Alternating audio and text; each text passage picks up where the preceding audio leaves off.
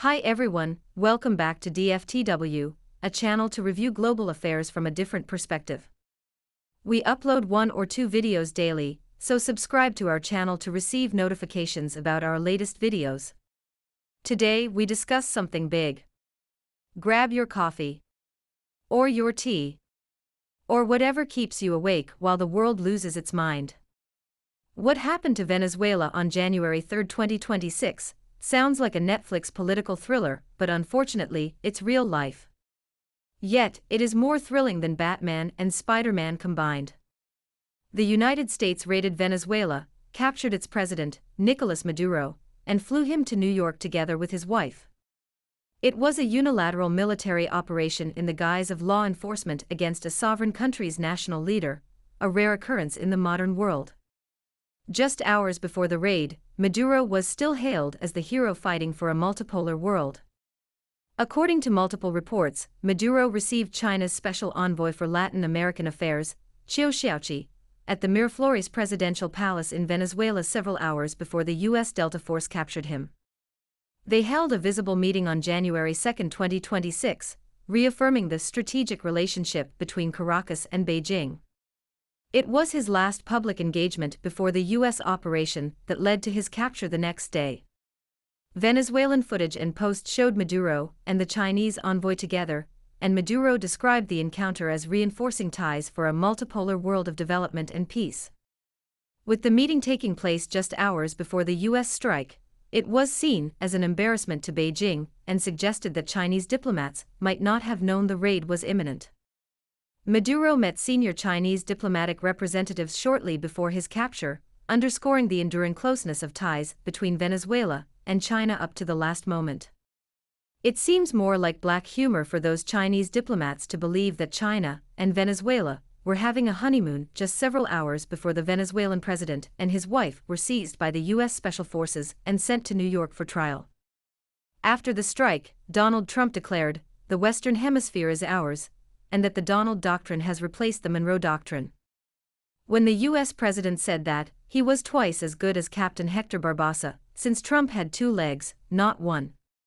As we are editing this video, Donald Trump still has 2 legs and 1 big mouth.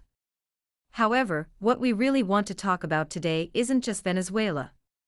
Instead, it's China's influence in South America. Before diving deeper, let us ask a question. Why does the U.S. suddenly care so much about China's expanding influence in its backyard? The Chinese want to do business with Latin American countries only, and they are not sending missiles there as the Soviets did in the early 1960s. And Latin American nations say they want to trade with China, and do not expect to be invaded by the United States. No one, including Chinese leaders and diplomats, had foreseen that the U.S. could launch a surprise operation in Venezuela and capture President Nicolás Maduro. Trump comes out and basically says, the U.S. is reasserting authority over the Western Hemisphere. And also, very clearly, China is not welcome in America's backyard.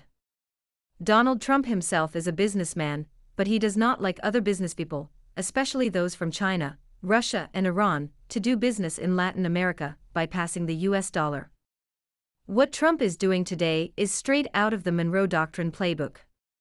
President Monroe said 200 years ago, "Europe, stay out. Here is our side of the planet." In 2026, Trump repeated the same idea, adding a new target. Neither Europe nor China should stay in America's backyard.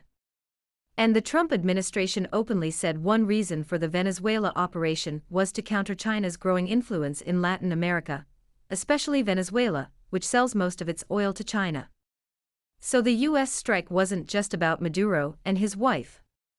It was a message. China's response was exactly what we could expect from the Chinese government. Very strong language, followed by very calm actions. Beijing condemned the U.S. raid, calling it bullying behavior, a violation of international law, and an attack on Venezuelan sovereignty. China's foreign ministry basically said, "Our legitimate rights and interests in Venezuela must be protected." Which sounds dramatic but also carefully vague. Because here's the reality. China does not have military alliances in South America. No Chinese aircraft carriers are rushing to Caracas. No troops. No defense pact. China showed support, diplomatically, politically, symbolically, but not militarily. Venezuela's acting president, Delcy Rodriguez, welcomed that support and met with China's ambassador. Lots of statements. Lots of solidarity. However, China didn't move a single soldier. And that tells us something important. China is not a wolf warrior, but the US is. Now, to understand why the US is freaking out and wants to drive China out of Latin America, we have to understand one thing. China has been in South America for over 20 years. Quietly. Patiently. While the US was busy with wars in the Middle East, China was doing something very boring and very effective. Trade. Infrastructure. Loans. Ports. Railways. Power plants. By 2010, China overtook the US as South America's top trading partner. China buys soybeans from Brazil, copper from Chile, lithium from Argentina and Bolivia. And most importantly, oil from Venezuela. China has poured hundreds of billions of dollars into Latin America through loans and investment, often with fewer political conditions than Western institutions. Without long lectures. Without democracy checklists. Infrastructure is where China really leaves fingerprints. Because of China's investments, some cities in Latin America are more modern and beautiful than some in North America. One of the examples is the Chanquay port in Peru, opened in 2024. We made a video about it before. It is a massive deepwater port designed to handle the largest cargo ships in the world, connecting South America directly to Asia. Analysts say that the port alone could reshape Pacific trade routes. And it's not just Peru. China has financed or built highways in Colombia, rail projects in Argentina, power grids in Ecuador, and energy projects across Brazil. The list above is not exhaustive. Those are part of China's Belt and Road Initiative, also known as the New Silk Road. Over 20 Latin American countries have signed onto it. So when Washington says, "We'll just push China out," experts respond, "Good luck with that." Now, here's an important detail that gets missed in many headlines. Yes, China buys most of Venezuela's oil exports. But Venezuela accounts for only a single-digit share of China's total oil imports. So while Venezuela is important politically, it's not critical economically. China won't collapse if Venezuelan oil disappears tomorrow. Which explains China's strategy to condemn the US for kidnapping Maduro loudly but avoid military escalation. China aims to protect long-term regional relationships. Beijing is thinking decades into the future, not today's headlines. It is now leading the first-ever military drill of the BRICS nations in the Cape of Good Hope, in response to America's unilateral military operation in Venezuela. Interestingly, the participating nations say the Will for Peace 2026 naval drill is not targeting any third party, but everyone knows it is pointing its finger at the United States. So what is the US doing about China's presence in Latin America? A lot of pressure. A lot of warnings. The White House's national security strategy now explicitly says it wants to deny non-hemispheric powers control over strategic assets, and push out foreign companies building key infrastructure projects in that region. Put simply, the US does not want Chinese companies owning ports, power grids, or telecom networks in America's backyard. We've already seen some moves there. Panama formally withdrew from China's Belt and Road program in early 2025. Honduras is debating switching diplomatic recognition back to Taiwan. In March 2023, Honduras formally ended diplomatic relations with the ROC and established ties with the PRC, recognizing the One China principle and closing its embassy in Taipei. Re-establishing ties with Taiwan would represent a rare reversal of China's successful campaign to shrink Taipei's diplomatic space, particularly in Latin America, where many countries have shifted from Taiwan to Beijing in recent years. Such a change would have geopolitical implications for China-US competition in the region, as the US constantly plays the Taiwan card to stop China's rise. But here's the catch. Latin America is not unified. Right-wing governments like Argentina's Milei support U.S. actions. Left-leaning leaders like Brazil's Lula and Mexico's Claudia Sheinbaum were horrified by the Venezuela raid. They are worried about America's coercion and interference, but they also need strategic independence. Brazil has participated in the Will for Peace 2026 naval drill led by China as an observer. And most countries in the region don't want to choose sides. They are economically connected with China. Chinese brands are everywhere. Let's step away from geopolitics for a second. Walk through a city in South America. We will see Xiaomi phones, Huawei telecom gear, BYD electric cars, Chinese buses, scooters, and appliances.